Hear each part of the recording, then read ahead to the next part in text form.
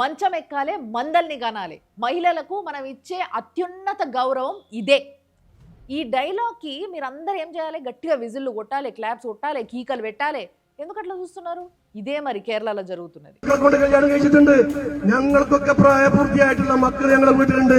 അതൊക്കെ ഞങ്ങളുടെ മക്കളെ കൂടെ ഞങ്ങളുടെ വീട്ടിലും കല്യാണം കഴിച്ചു. మీరు చూస్తున్న ఈ షాల్తి పేరు సయ్యద్ అలీ మాజిద్. వీడు కేరళల CPM leader. Malappuram panchayat elections లో 47 ఓట్లతోని గెలిచి వీడిస్తున్న విక్టరీ స్పీచ్ గిదే.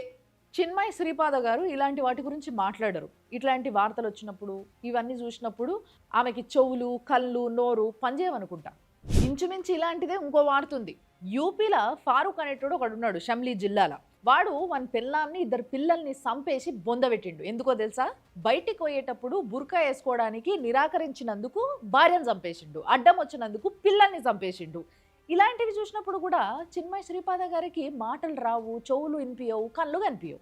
ఆడదాని గురించి మాట్లాడాల్సి వస్తే వాళ్ళు ఏ మతానికి చెందిన వాళ్ళైనా, అది హిందూయిజం అయినా, క్రిస్టియానిటీ అయినా, ఇస్లాం అయినా, ఎక్కడ తప్పు జరిగినా కానీ ఆడవాళ్ళ గురించి మాట్లాడాల్సి వచ్చినప్పుడు మాట్లాడాలి.